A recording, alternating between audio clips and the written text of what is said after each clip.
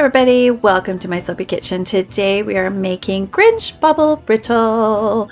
I thought this was the perfect medium to use for a bubble brittle, and I'm going to use it again. So if you watch the witchy fingers, you're going to see the same concoction created a new way.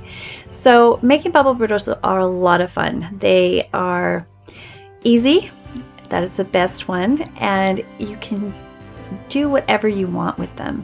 It doesn't matter if you get them just right, because you're just going to bust it all up at the end anyway. So this is a really fun project that I described some of the reasons I used this in this creation because I just keep thinking about Christmas and all the fun things with Christmas, and this particular shade of green really struck me as the perfect Grinch project. So as you'll see, as we progress, I used all the same ingredients we used for the witchy fingers. So we've got, besides bicarb, and this is the sparkle bicarb I keep on hand to do a quick project whenever I want something new.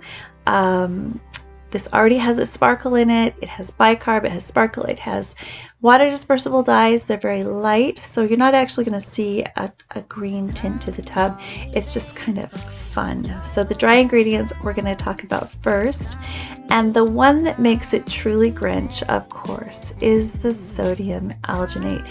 Now, sodium alginate is one of those spherical concoctions. It's one that's used in cooking to create those impossible creations you see in the bath. Now, the next ingredient we have here is our beautiful prickly pear seed oil, which I use a lot.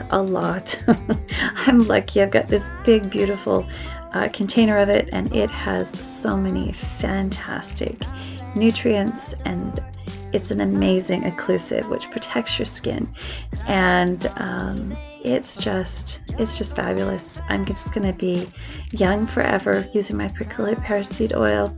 Now, this pumpkin cornbread is really a nice scent for this creation.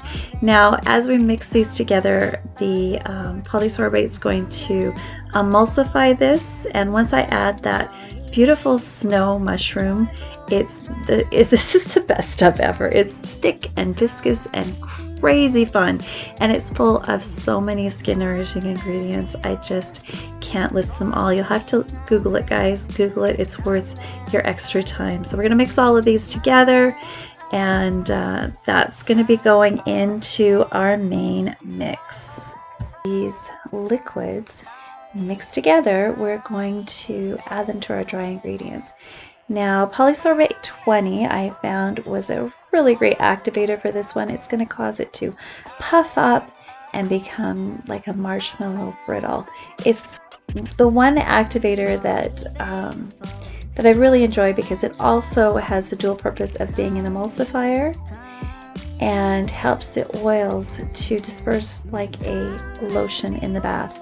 It is amazing, but there is a little bit of water in this formulation, and so it does set off the citric acid and complete the look of the brittle by making it rise and foam. Now, in my other cupcake recipe, the activator I use is a detergent, a wonderful light detergent called Cocomidopropyl, but this does the job fairly well, and it has all of these different purposes. So I love it when an ingredient has more than one purpose, and I am very happy with polysorbate 20 in this function.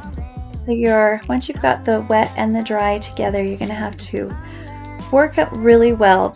We haven't added the citric acid yet, so of course, you know, it's not going to start to grow. You won't notice it start to foam and grow until you're about 10 stirs into after you add the citric acid, which we haven't even added yet. Here we go. Let's put it in.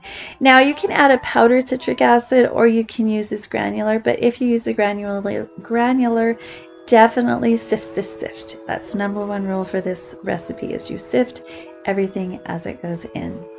Now, this is really, you don't have to go quickly here. In fact, If you go slow and you let the reaction kind of come down a little bit, you won't have as high of an air content.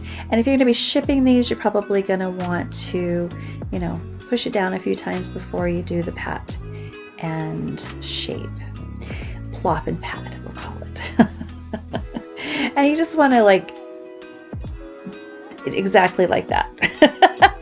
So you're going to add these sprinkles that I made. They're gorgeous, gorgeous soap sprinkles. You can make sprinkles with my bubble dough, with my pipeable bubble dough, with my wonderful butter bubble dough.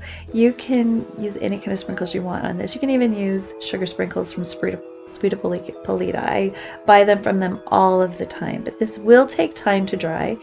It is very fun to make, and I hope you have a chance to try it out in this new format. I mean, I can see doing a unicorn next time. You can just do different colors and put it all together, and then really go crazy with the sprinkles.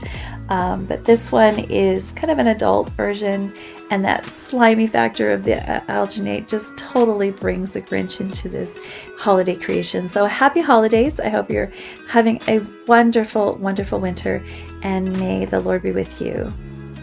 If you enjoyed this, please click like and subscribe, and come on back to my soapy kitchen anytime. Bye for now.